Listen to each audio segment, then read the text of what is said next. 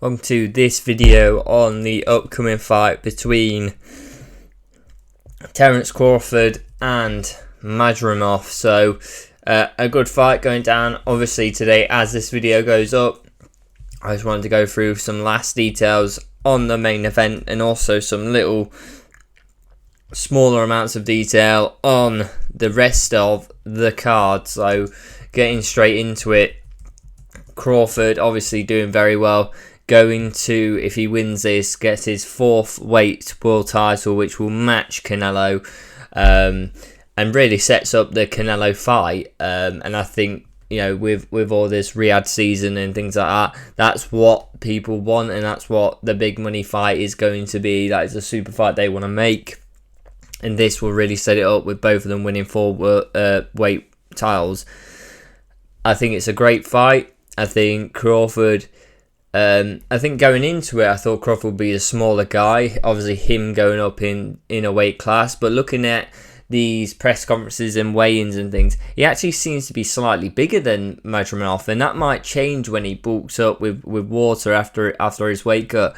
But overall, I don't think Crawford's going to be anywhere near outmatched in size. I think he's going to be at least similar, if not bigger, possibly. So I think that's one big thing that people didn't really realise going into this. Obviously, Crawford, I think, will try and play a good game with Madrimov. I think he can work on the back foot, as you've seen before, use his head movement and then counter him, which I think could be a very good idea for Crawford. But I think starting out, I think Madrimov on the back foot doesn't really work that well. I think he has to press forward. And I think Crawford could crack him with a few and really just walk him onto a KO later on in this fight. I think that's how it works. I think Crawford's going to get his respect and then force him to push forward too much, where Crawford actually really likes to fight, to be honest, on the back foot, going backwards. And he's just going to counter and get him. Madrimov, obviously, certain things in this fight, he has that great forward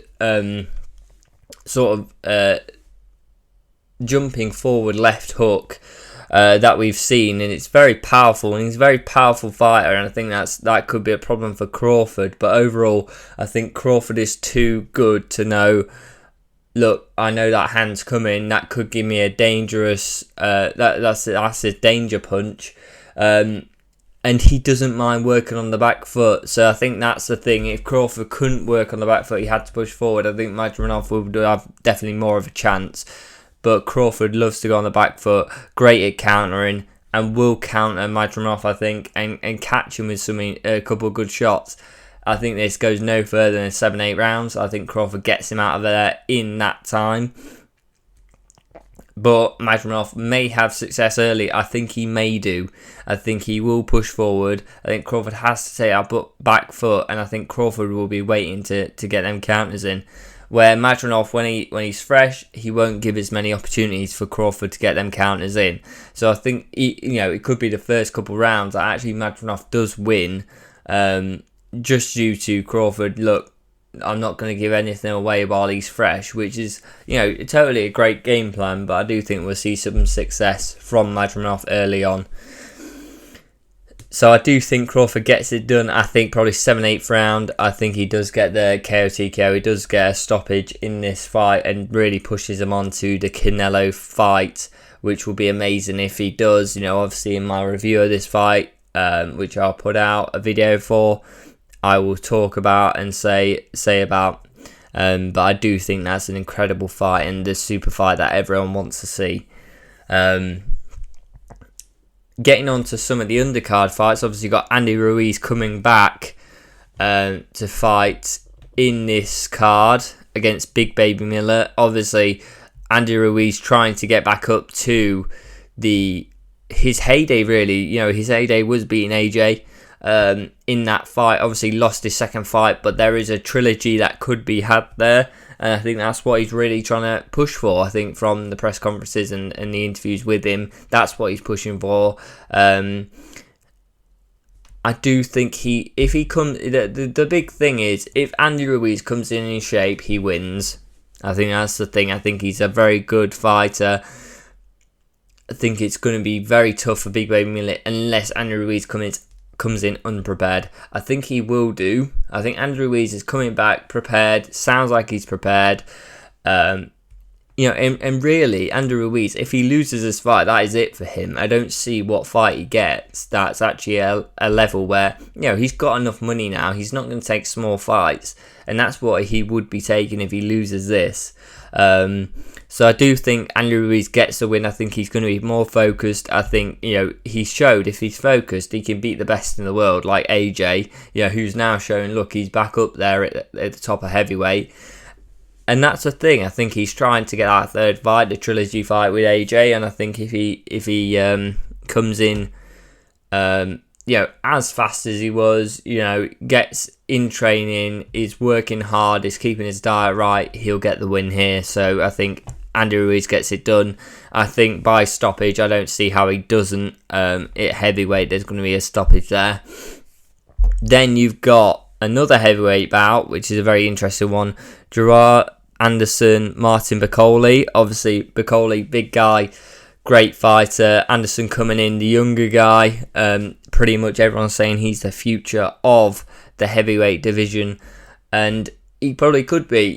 He is, I think, 24 or 23, something around there. So, very young guy, young professional, to be honest. Martin Bakole obviously being quite significantly older than him. But at 24, say if he's 24, getting a Martin Bakole on your record is great. I mean, and that really does show, is he up there or not? I think a lot of fighters like Anthony Joshua is the main one, and the person I've followed a lot of, as I'm from the UK, but, he had a lot of tune-up fights. He as he started his pro career, getting Martin Bakole this early on at 24 years old, it's a tough challenge, and they're really putting him into the fire here to go, have you got it or have you not? And that works one of two ways. That either skyrocket him to, up the division to get some big fights, or it just crashes the career, and we've seen that happen a lot. So I think it's a tough one. I think if he's ready for it and he does get a win, what a massive win at 24 years old, and really does push his star power up. A loss really can cripple his career, so it's a real big one. I mean, look, the loss isn't too bad. If he gets a loss against Martin Bakole at this age, he can easily come back, but it really does devastate the confidence at 24 when everyone's saying you're the next big thing, and it also ruins that. When you're meant to be that next star, you get a loss early on like this against Martin Bakole. Everyone goes, well, you're never going to reach that world level, which in a sense is untrue. I think if you lose against Martin Bakole at 24, when you're 28, you're a different fighter. It does give you experience, and likely you will get a loss at this top level anyway. But you need to get to that top level first before you get a loss. I think in boxing that is just standard. I do think Anderson gets this done though. I do believe in the young guy getting this done, but Martin Bakole is so dangerous. If you do not use head movement, if you do not move, it's going to be a long night, or a very short one if he gets a KO, because he will go for your head and will get you out of there. I just think Anderson will get this done. I think there's too much. He is ready. He will be trained well. He's 24, the younger guy.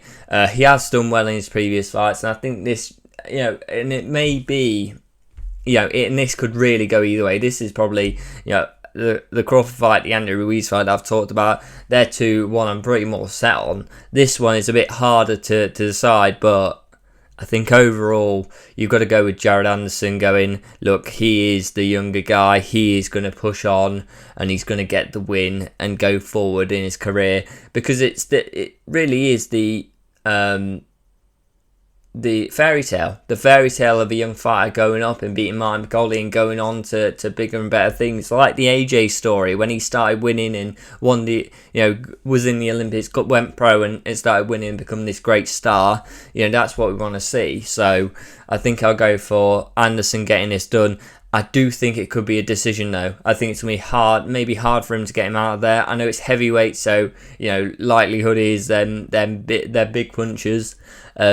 but I think it could go to decision. That's what I think. I think Anderson does very well, shows how well he is, but getting Mike Piccoli out there, I think he needs to be smart and actually getting the decision and being smart and going, like, he may get a knockdown and things, but working well and just keeping it moving and not getting into any dangerous positions with Mike Piccoli will show a smartness for a 24-year-old that I would actually not prefer to see. Obviously, love to see a knockout win, but I think it really does show he's ready to go up to that next level. If he does get in a bit of danger with Martin Piccoli, can't get him fully out there, he doesn't get hurt and he sticks smart with it.